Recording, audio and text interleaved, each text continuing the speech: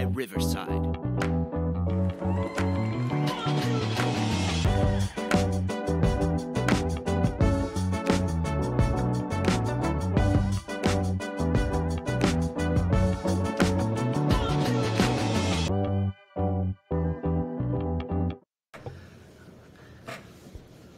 Boom.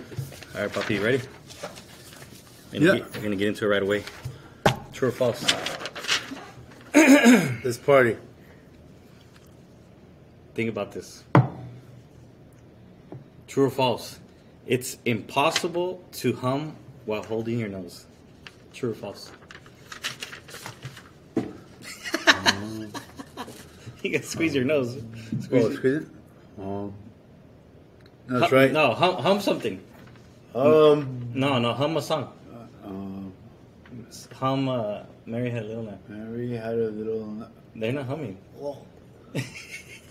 You do it. I can't do it. Bzz. Bzz.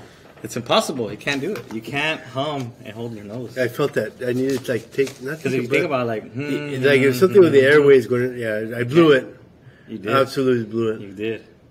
So, backed by popular demand, people asked, hey, you guys should do another random facts one. So yeah, absolutely. I saw that and I was like, you know what? Let's do it. Let's party. Yeah. So, yeah, it is impossible to hum while you hold your nose. Why is that? Because I'm an idiot. Hum a song and then hold your nose and then hum and see if it works. I don't know why Kids Frost, this for La Raza, popped in my head. But... You know what it means to hum, right? No. You already know me. So, yeah. Doesn't sound school appropriate, It though. doesn't, but who cares, right? Anyway, so we're going to get into some random stuff today. I thought, you know what? Let's go through the legitimate sources that is from the internet. Because if it's on the internet, we already know that it's true, right? Absolutely true. It has to be true. So we went through mindblowingfacts.com, weirdfacts.org, and, you know, it must be legit if it's .org, right? I wonder if there's a weirdfacts.edu or something like Weird Facts University. Should make something up. Yeah. So, yeah, I saw it and I was like, you can't hum and whistle. It reminds me like of a saying my mom would say. No puedes chiflar y tomar pinole. I can't, I don't know what pinole is in English, but it's a type of powder drink of some sort. So you can't drink and whistle. So that's kind of what I thought about. So let's get into some fun facts. Let's do it. So, you or me? You go. Me? What's the first one you got into? Well, this one reminded me of myself. Children who are cuddled and hugged growing up tend to be happier adults. So, I don't know. I felt like that was... Were you cuddled? Hugged and, yeah. Hugs. I mean, they're powerful. Cuddling, there's power and there's a science behind it. I saw an article that said that if you're feeling sick, that cuddling has shown to make you not only feel better, but it improves your immune defenses. It's like a small like dopamine high or something like that, right? I think that's the word I was looking for. It's like a dopamine. Elevates your dopamine levels. I mean, that's the idea. Like you could. There was another fact. Like you could be addicted to being in love. Like it could actually be an addiction. Why? Because when you have that feeling when you're with that special someone, it kicks in like the dopamine levels and something like that, right? Yeah. You know, I just learned there's a double heart. You know, there's the heart and there's a double heart. That's next level shit. Yeah, it is. Tier 2. Yeah. So if it's possible to be addicted to love, is it possible to be addicted to depression? Is that a thing? I think that's different dopamine level. Like, isn't that a dopamine deficiency? Hormones, like deficiency. Isn't that like a deficiency? Like your pretty much your happy chemicals don't hit as well. Something like that. I mean, I'm sure it'd be a quick Google search, but whatever. So Yeah. hugs go a long way. There's power in the cuddle. Yeah. How's your cuddle game? Some say hugs, not drugs, Yeah. but if you don't get hugs, you might need Drugs. clinical drugs Yes, of course. as prescribed by your doctor, kids. Yes. Yeah. So, cuddle your kids, hug your kids. Hugs go a long way. How's your Yeah. cuddle game? You cuddler? It's weak. It's really weak. Yeah, I'm a guy. I don't know. I'm really bad at it. Some of us are pretty good cuddlers. Yeah. I'm not going to say any names. But cuddling. Anyways, Some fun of us, fact. Some of us. Oh, are here's extra, another one. Extra fluffy. Yeah. True or false? Talk to me. The movie Fight Club is based on a true story. Now, of course, it's not. But I know you sent me this one. Go ahead. So I can't say that it is, but This is true story. In 2015, according to weirdfacts.org, 2 daycare employees in New Jersey were imprisoned for running a toddler fight club among a dozen boys and girls aged 4 to 6. And there's a perfect little image of Brad Pitt in Fight Club. Yeah. But imagine that you're running a little, back alley fight club with, My daughter's 5 years 4 old. to 6 years old. My daughter's 5 years old, and I never worry about other kids hurting my daughter. I always worry about my daughter hurting other kids. So if I hear that there's like this fight club ring within the daycare, like, what do you do if your kid's getting beat up every day?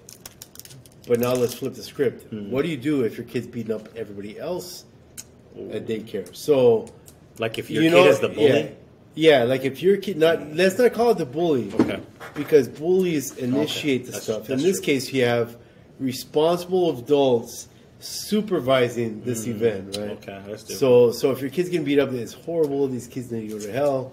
But if your kid's winning these fights, you still have to come in with the same attitude, and that's up to you, individual reviewers. You know what I mean? You know Like, what? And I just realized something right now. Growing up, I think we had like a pseudo fight club with my with the kids in the neighborhood. I mean, and we my get little boxing like gloves, right? because no, well, what I mean is that like so we always had kids around our same age, right? Yeah. And so my little brother, he's 4 years younger than me. Yeah. He had a group of kids of his age as well, and we would always be like, "Ooh, Edgar, he's talking about your mom." Instigated. Ooh, he's talking about your body. Like, just be instigators, and they're younger. They're like get all fired up and stuff, and then we'd convince them to wrestle or throw on the gloves and box or whatever. Yeah. So it's like, dang, we kind of had like a pseudo. We'd like convince them that they should box it out, you know. So I don't know. I think Fight Club existed before the actual movie Fight Club. Yeah, but the first rule, why doesn't anybody know about it? Because the first rule of Fight Club Can't talk about it. Can't talk about Fight Club. Can't talk about it. for So yeah, I saw that and I was like, you know what? It reminds me of our pseudo Fight Club. If you haven't seen that movie, one of the greatest movies ever made. Absolutely. Anyways. Tyler Durden. I love him. Tyler Durden. I forgot that name too. Yeah. Anyways, what you got? Well, you did okay. Okay, yeah. So this one reminded me of a Seinfeld episode when Elaine was writing work notes or work emails, and she was finished every sentence with an exclamation point, and she actually got fired for doing this. Well, there you go. In 2007, a woman from New Zealand was fired for using cap lock too often in work emails. Now, I know you're thinking like that's crazy. But it's one thing to read an email. So, I should. If you read that in all caps, what would it sound like? What? Okay, so let's redo this, right? If this was in all caps. In 2007, a woman from New Zealand was fired for using. See the difference? This could lead to violence. And this is another reminder that grammar matters. Yeah. Because you can say, "Hey, comma, let's eat, Grandpa." What? Or you could say, "Hey, let's eat, comma, Grandpa." Grammar matters. Yeah. Where you put the comma. I pulled something like that one time, like Like quit drinking for a week. I like quit drinking for like the way you do it. Mm-hmm. Like I quit drinking for a week, but if you take out all the commas, like I drank all week. I don't know, something like that. All right, I botched the joke. Totally botched it. I can't remember. That's a funny joke. I can't remember how it went. I would have to look at my Insta. But yeah. I mean, is that grounds for termination?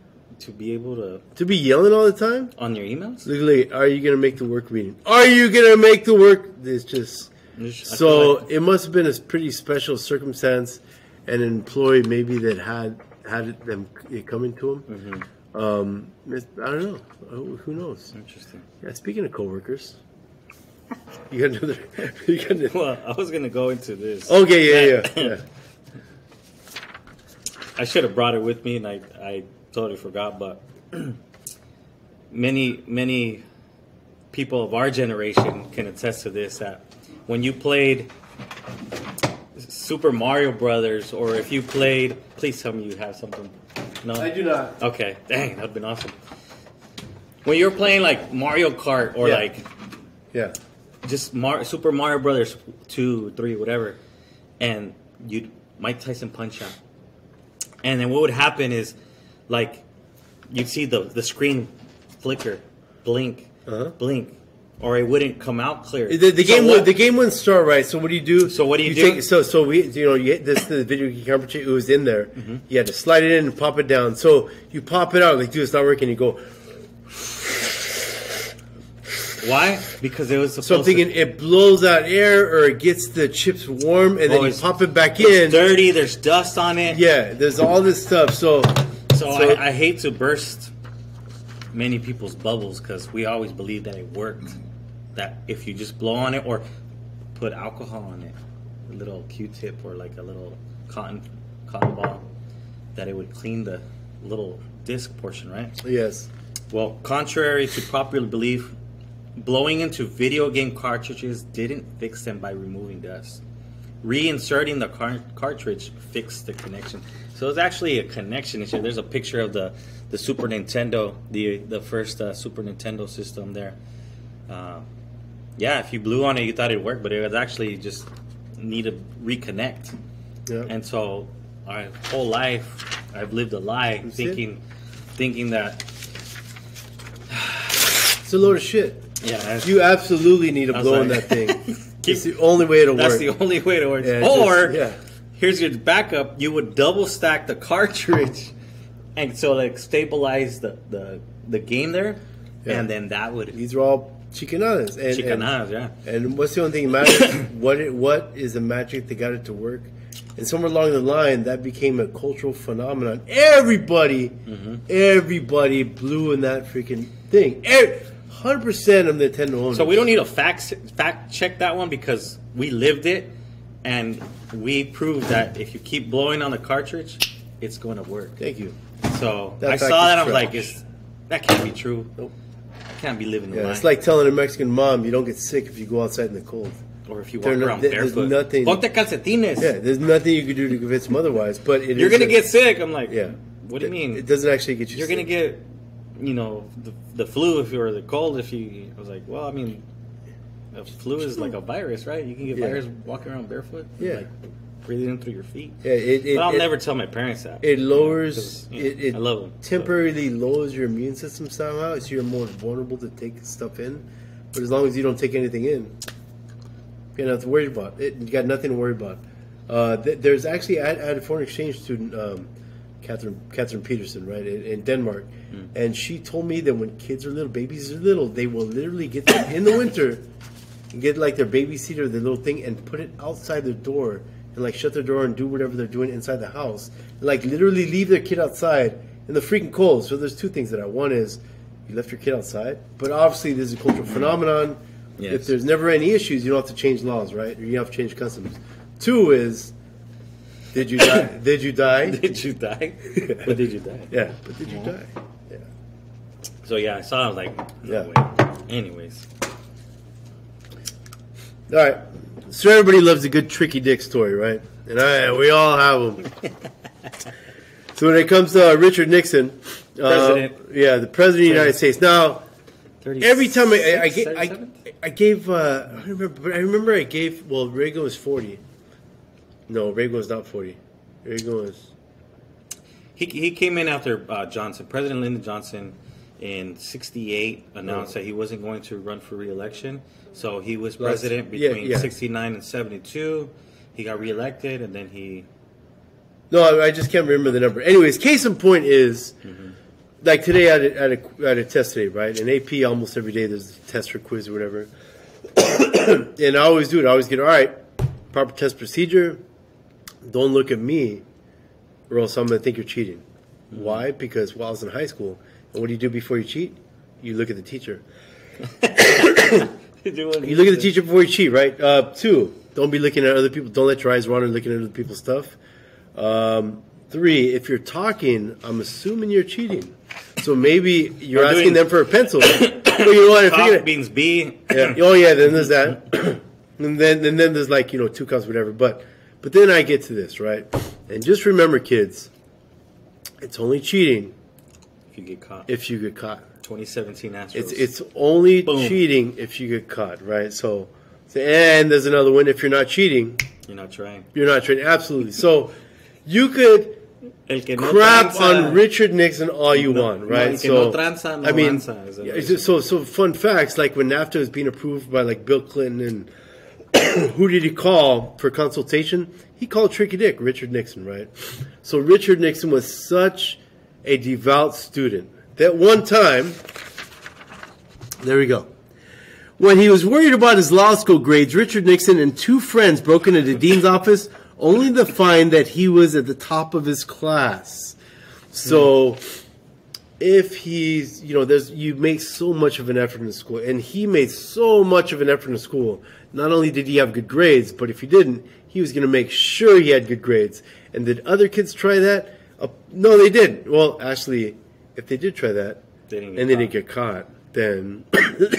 So, he must have a thing for breaking into offices, right? Because... Yeah, then there's that Watergate thing. Watergate scandal. And if it wasn't for Forrest Gump, nobody would ever know anything, right? Yeah. Thank you for discovering those guys. Thank you for busting the guys at Watergate. If it wasn't for Forrest Gump, Nixon would have finished his term.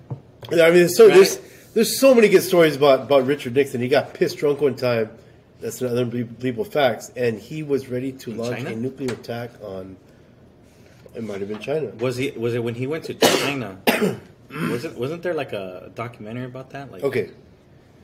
Story? Yes. Okay, so today, what's going on in our politics? It happened in 2003 as George W. Bush speech. He said, "This is the axis of evil." Like, oh yeah, Saddam, Iran, China. Like pretty much all of our enemies, he labeled them an axis of evil. Etc. So what happens when your enemy, what happens when you demonize all these people? They all join together in a group. So some political scientists say that's the issue of modern day politics. If we have demonized certain countries, and now those countries that are against starting to unite. So the genius of Richard Nixon was, around the 1972 era, we had communist China and communist Russia, who were right next to each other, and you would think they're communists. They always get along. They always get along. Mm-hmm. We're talking Joseph Stalin and Mao here, right? So I guess there was like always beef, but just kind of hidden under the surface. And I guess Richard Nixon got this intelligence that were shots fired at the border, obviously tension. So what did he do? He hit up China and he asked I want to go on a goodwill tour. I'm going to go visit your country. We'll do it in secret, and we'll try to hook up trade deals. So Richard Nixon is the reason why everything is made in China. One. Thanks, Richard. 2, he realized that if he pits the enemies against each other, or he pits the friends against each other, so after that, they did the trip. They made these deal agreements. They started playing ping pong against each other. Thank you, Forrest Gump. Thanks, Forrest Gump. Ping pong diplomacy, right? And then Richard saw this like, dude, well, they hooked it. And then all of a sudden, Tricky Dick, Richard Nixon hit up Russia. Hey, do you want to set up a meeting? Russia's like, yeah, you set up a meeting with China. Yeah, we want you to set a meeting up with us, right? So Russia and China were not on the same page. Richard Nixon identified this. So instead of saying, you guys are the axis of evil, he said, I'm going I'm going to pit these guys against each other. And sure enough, that's what he did. He set up 2 separate meetings with 2 supposedly friends. And yeah, Richard Nixon was absolutely amazing. I mean, he would have been a great dictator in a country that wasn't the United States. That's the biggest problem in the United States. It's really hard to be a dictator. There's this thing called checks and balances. And, it's not all about the Constitution. Freedom. Yeah. Well, speaking of drunk presidents, fun fact. I'm going to go back to ancient Persia. Let's go hard. In the ancient Persian Empire, men would often debate ideas while sober and again while drunk. If the idea sounded good in both states, it was considered acceptable. What do you think about that? So you share an idea when you're drunk and when you're sober. Yeah. I like the idea, and I think we actually do that. We often call each other when we're inebriated and show ideas, right? And then we come to school, and then if you wake up the next day and, well, step 1 is, do you remember what the hell we were talking about? Step 2 is, oh yeah, I remember. Is it still a good idea now that we're sober? That and what comes to mind when I think about this, when I was in college, and I think Felipe Esparza does a funny joke with the skit about this. Well, one time we said, hey, let's go to Vegas. One time after the bar, yeah, let's go tomorrow, let's go. And then the next morning we woke up, I was like, still want to go to Vegas? I'm like, I don't have any money. Damn it. So it sounded great at the time, but the next day I was like, nah, I don't think it's a good idea. I'm broke. I'm in college. But I think we do that all the time. Yeah. Period. Yeah. So yeah, the Persians were onto something. Let's talk about it sober. Let's talk about it drunk. And if it's good in both states, then let's go for it. You know? So, I don't know. I think it's a great idea. I think the Persians were onto something. We do practice that. I wonder how without even thinking about it. I wonder how many of our government decisions are made in both states. You know what? Look, no adults around me drink scotch while I was playing. They drink tequila, they drink beer, they drink at weddings, they drink everything. But when I was older, one of the things I had in my head was drinking scotch. Why drinking scotch? Because signs you're going to be a history teacher, right? You watch a bunch of political movies, historical movies, and all these congressmen and presidents, they always have this liquor cabinet, and they're always seem to be sipping scotch during work hours. So, like the show Mad Men. Huh? In the show Mad Men, they're always drinking at the office. Constant. And there's a certain different culture though. There's a certain level of your mental clarity. You get in a certain flow when you have a certain amount of drinks, and that drink isn't universal per person. Everybody's bodies are different. Everybody's tolerance is different. But there's a certain amount of drinks where, if you catch me on the right time, the confidence level just, and it's kind of like when you speak Spanish. When you're in Mexicali. Yeah, that's why I'm drinking a lot. And it's like, how do you get by in Mexicali? Yeah, I don't know. And it's like, just alcohol. Yeah. It helps you speak, Yeah. About 7th or 9th inning, I'll start drinking, and my Spanish gets a lot better. You sound like a... It's like me dancing. I can't dance, but when I'm drinking, I think I can dance. Oh, you could dance. Yeah. You could dance if you want to. Yeah. What you got that one? Is that libation one? Yeah. Oh, here we go. Speaking of being able to sing and dance. So, term here is libation, right? Libation, the practice of pouring out a drink in memory of the deceased. Falling apart. This was very common in ancient Egypt, Greece, and Rome. Humans have been pouring out for the homies for more than 4,500 years. For the homies. Dude, why are you pouring so much? There's a lot of homies. It's gonna look like dude, the custodian's gonna think I pissed the floor. He'd be like, again, Santana? Yeah, again? Exactly. Yeah. So it was the Egyptians, right? They came up with the idea. Ancient Egyptians, the Greeks, and the Romans. It didn't say who came up with the idea. Oh, it was just common. Back in the ancient Greeks, the Romans. Okay. Yeah. Maybe like back in the days of Cleopatra. And then in the days of Tupac, pour a little liquor. He had a whole song on that. Oh yeah, it's Tupac. Yeah. So he's maybe making a reference back to.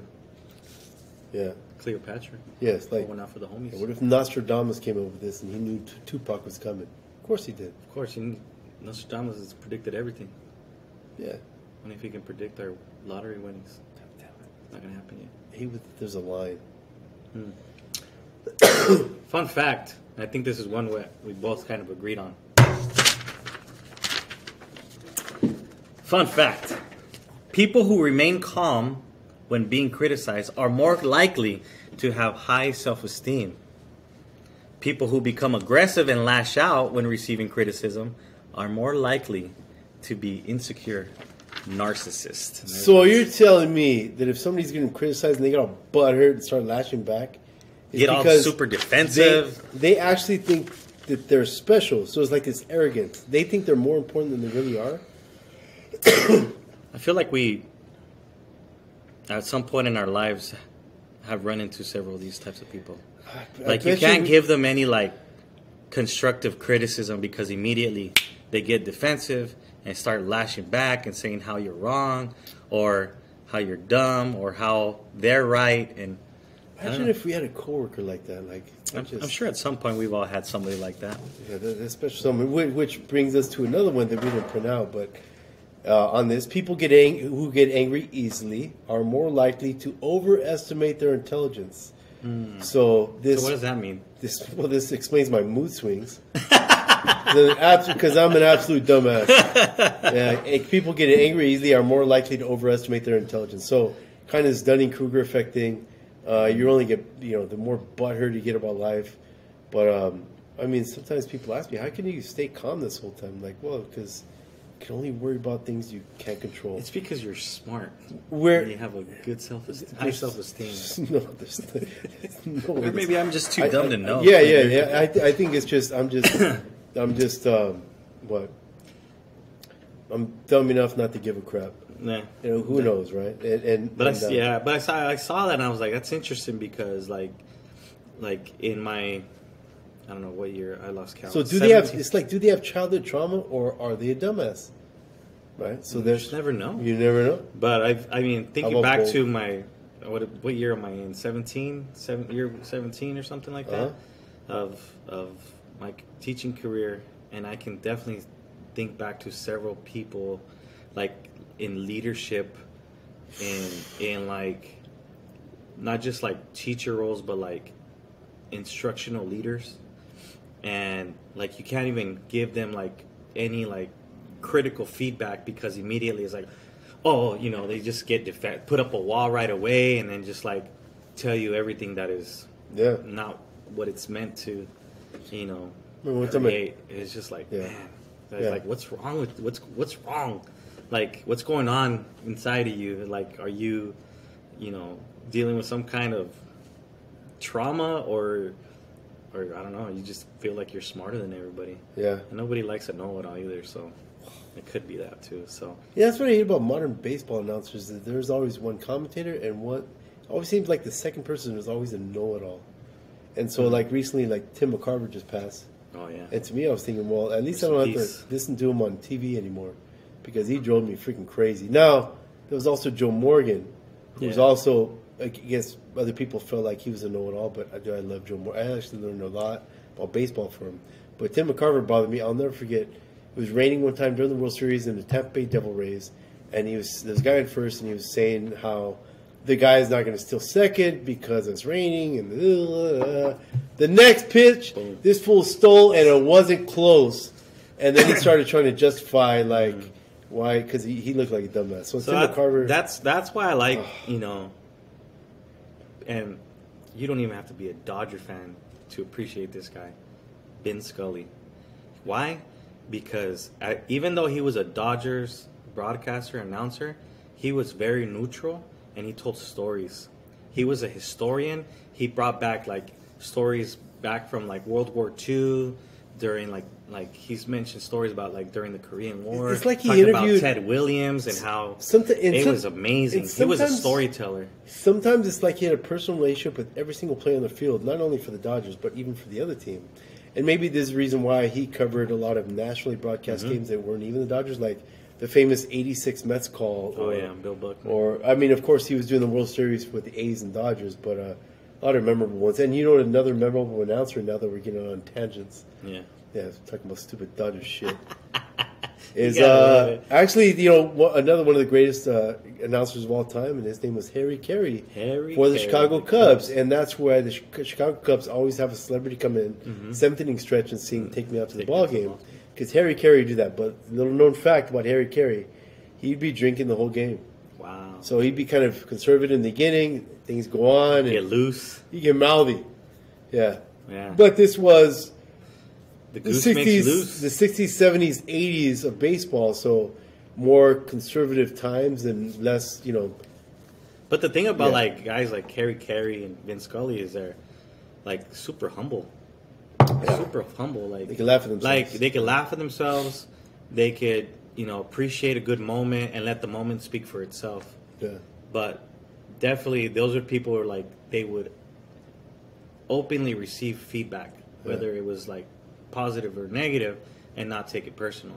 So that's why when I saw this fact, it's like typically people who get very defensive when you're trying to give them feedback, like, oh no, that's not what it is. They overestimate themselves. They overestimate their worth. And it's just like, hey, take it easy, learn from it, don't get so defensive. Yeah. They don't listen to understand; they just listen to respond oftentimes. So, anyways, sounds like you described me.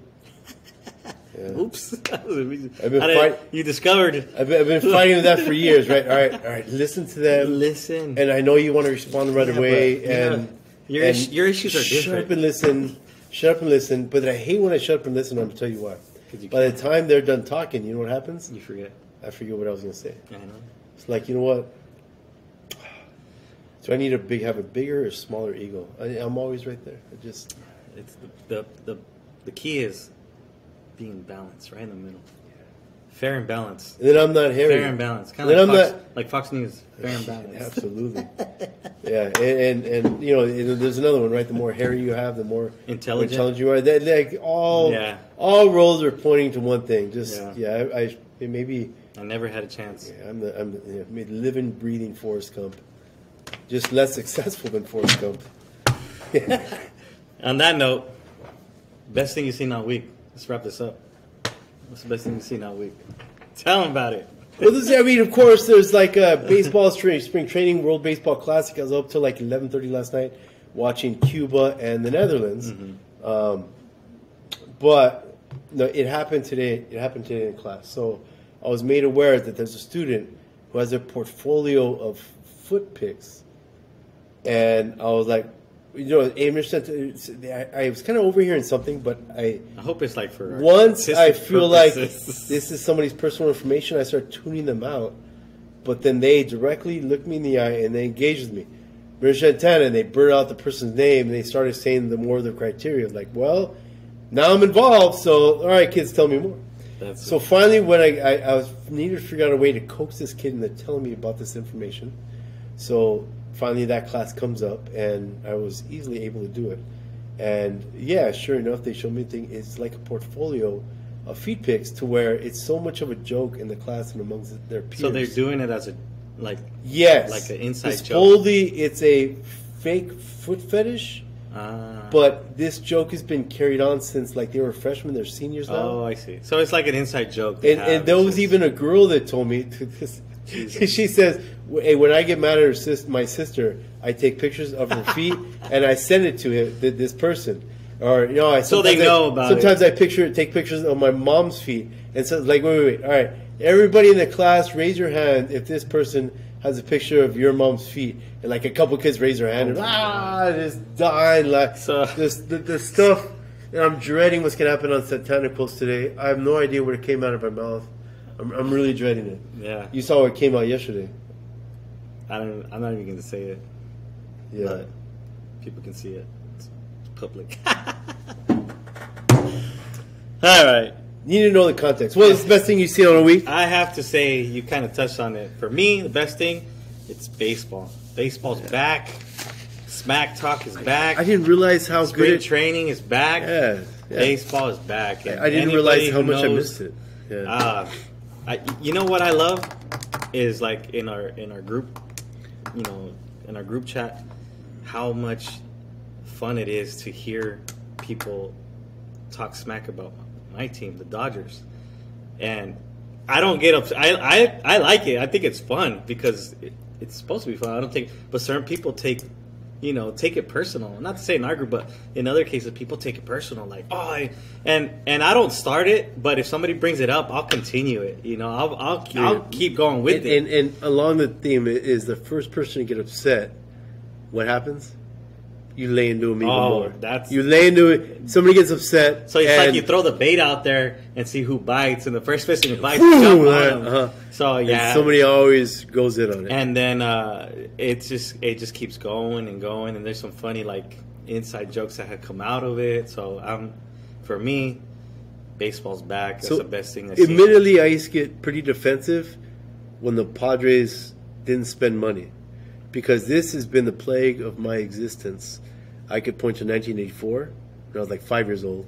I could point to 1998, but really that's it. Like, we get our players, we do well, and then we sell off the freaking farm, send our coach somewhere else. I mean, Bruce Bochy is one of the greatest MLB managers to ever freaking live, right? Mm-hmm.